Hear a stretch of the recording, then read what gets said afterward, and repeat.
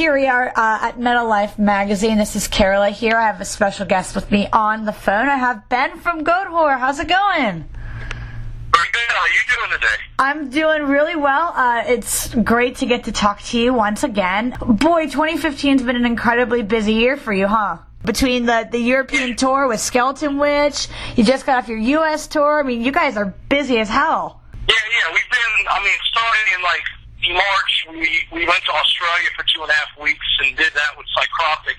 And then we flew straight from there to Europe and did Europe with Skeleton Witch and Mortals. And then came home and we did things throughout May. At the end of May, we flew back to England to the Temples Festival. We came back home and then we started that headlining tour through the U.S. through June and part of July with Black Breath, Ringworm, and Theories. And now we've been home for about 3 weeks or so. Are you getting restless yet? Yeah, a little bit. But trust me, there's a lot of things to catch up with at home. So just restless to get back on the road in a sense. And I'm sorry, you were also saying that you have some dates in August as well because you're going to Barbecue. Yes, we're going up to Richmond to do Barbecue on August 15th. And then we got a couple of weeks of shows with Blackfest is going to be tagging along with us. And then we're going to play a show at the end of August here in New Orleans with Crowbar at the House of Blues. And then we'll be off for about a month and a half. And then we're going to head out to California to go do Knotfest near the end of October.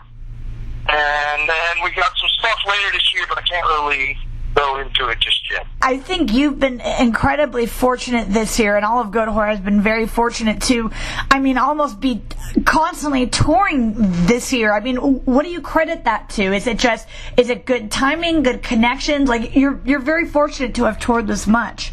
Well, the good thing about it is it wasn't like we were just touring the U.S. the whole time, North America. We were in Australia, and then we went from Australia to Europe, and we did Europe, and then we came home, and we did a Blackfest in the UK, and then we came home, and then we did, and the thing is the headlining tour we had kind of been putting together for a while. We hadn't really done a solid headlining tour through North America yet, on the new record, so we wanted to do that. We wanted to get a lot of fans that were really good and impactful on tour with us too, so we're fortunate enough to have Ringworm, Black Breath, and Theories a part of that. But no, in the record, just actually when we were on that tour, I think near the end of that headline tour, the record had just turned a year old. Our latest one, Constricting Rage and Merciless. So, awesome. It's still pretty much fresh for people, especially people that might have come across it before as well, Honestly, that tour was so awesome. Even though you all, it all made sense for Theories and Ringworm and Black Breath and Goatwhore all fit on a bill, it was just, every one of those bands had such a unique trait to them. Yeah, no, I agree. I think that whole tour worked out really well. And the thing about it was all the bands, all of us shared an extreme quality, but we definitely each had something different to offer. And that's, we didn't want when we were putting our tour together to just have blown on bands here and there, or somebody pulling a favorite on a band. We wanted bands that, kind of fit in our extreme level. And, these bands fell into place with that. I remember I saw you guys at the Soda Bar in San Diego, and you were talking about doing videos for a video for FBS. Now, I want to ask you, have you gotten a chance to look at those videos yet? Oh, we're putting together one where it's people shot footage at the shows, and then they turn footage. I think they're still collecting stuff and putting things together for that. Have you gotten a chance to look through them? Do you have any part in editing or compiling those, or do you have a team who's doing that? It's kind of like a bunch of it. The label will get all the stuff, and they will go through a bunch of stuff, and then they will send us different footage and layouts and stuff like that, and we'll then it'll become a mutual thing. Is there any news on when that will be released, or do you think that won't be out till next year? No, it'll be out probably before the end of this year. It'll probably be closer to, let's say, October, November, somewhere up in there. You've also been touring with Trans Am. How's he been on the tour? You guys all look like you gel really, really well together. Yeah, no, he's a great guy, man. He's definitely, James, our bass player that was with us for the 2 records. Him and his girlfriend had a baby together, and actually he lives in San Diego now. Yeah, and he was out at that show. He was like, I'm just not going to be able to tour. And, you know, we understand that. We understand what's going on with those things. TA was kind of like an option. We all knew him from Austin, you know, hung out with him and things like that. And so we got him in here, and he kind of fell into place with us. When I talked to him, too, it sounded like he a really big fan of you guys from a very long time ago. And he was telling me that he had picked out Graveyards and Dead Angels to play live, which I thought was fucking awesome. And that's how I was like, all right, I approve of this guy. Like, yeah, well, I think the good thing about it is that he was a fan. And so when he does step into it and we're putting together set lists, you have like a person that's kind of familiar with material outside of the band, you know. Yeah, we played through all kinds of different set lists and everything. But then you have an input of somebody that was like a listener and being like, yeah, I really didn't want to hear, you know, if I wasn't on tour with y'all, I'd like to hear y'all play this, you know. And it's cool when you have that kind of input outside of things. I mean, you're right. That perspective makes a difference. And then I also wanted to talk about, I love seeing some of your pictures in Europe when you guys went to, like, the Inferno Festival, and I think the Temples also. You guys have pictures with some of the most legendary people and metal just in general, like Kronos and Tom G. Warrior. And it's obviously, you know, Celtic Frost has been a big influence on your career. So can you tell me what it was like to meet people like Tom G. Warrior? Did you find yourself starstruck? Oh, definitely. I mean, we did, when Celtic Frost was touring for Monothere, the last record that they did before he kind of split off of them and he started doing Triptychon. Yeah. We toured the U.S. with them for like 5 weeks.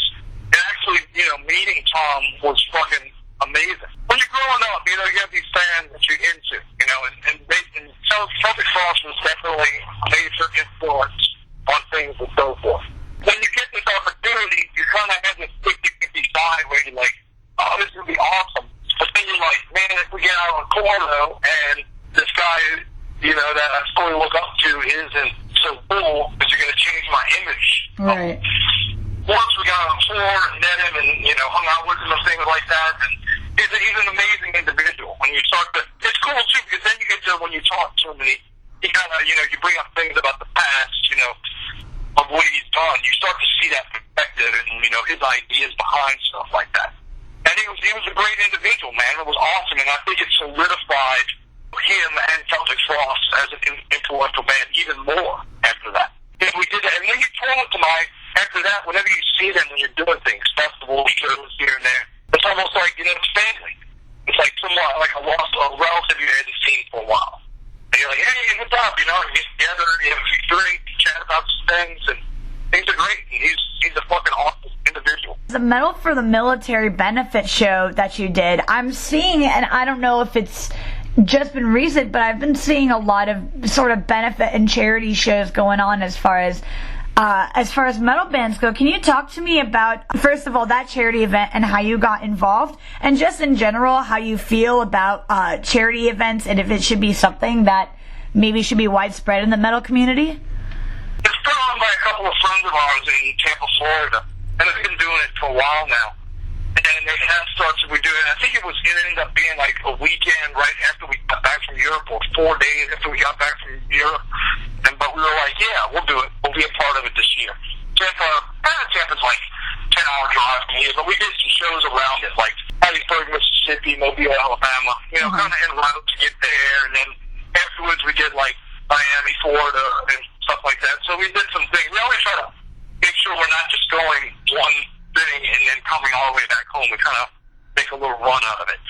You know, they asked us if we do it, and we were into it and everything. It ended up being really good, great turnout, great response, and everything like that. And I think shows like that are great in the community, especially, you know, with metal bands and things like that. Because a lot of people look at metal and they're just like, yeah, whatever, this is what it is. But I think the metal community comes together really strong with things. Mm-hmm. And when they do things like that and benefit shows like that, it works out really well. Yeah, it's a metal show, and it's not like 300 people, 400 people show up, so it's not like this huge amount of money, but it's something, you know. And if you do 10 shows like that, and they all were the same benefit, kind of oriented around the U.S., all that money combined is fucking a great amount to kind of benefit for the situation. It was a very admirable cause, obviously, and it was fun to see pictures of you guys kicking ass up there. Your Baring Teeth for Revolt video was shot at the House of Shock, is that correct? Yes, ma'am. And to my knowledge, you've had a relationship, just like you've been like close with Ross Carpelman and the people who were behind House of Shock. So how is that relationship for you? You've obviously been involved in like the Halloween and horror side of things. Is that relationship still ongoing? Yeah, everything. I mean, they closed down House of Shock for a little while. I'm not sure fully what's going on with it. We actually shot 2 videos there. We did When Steel and Bone Meet there, and then we also did Baring Teeth for Revolt there. And everybody that's involved with House of Shock was amazing. We did that, and then we also, when House of Shock is going on the weekends, it'll be through all of October. It's open all week long. But on Friday and Saturday night, they have a stage that's set up, and they get bands to play. And we kind of, they they let us shoot videos there and do things there. So we stepped in and we did a couple of shows there. We did one, I think it was last year, and then a couple of years before that we did one there. It was really good. Everything worked out really great for it.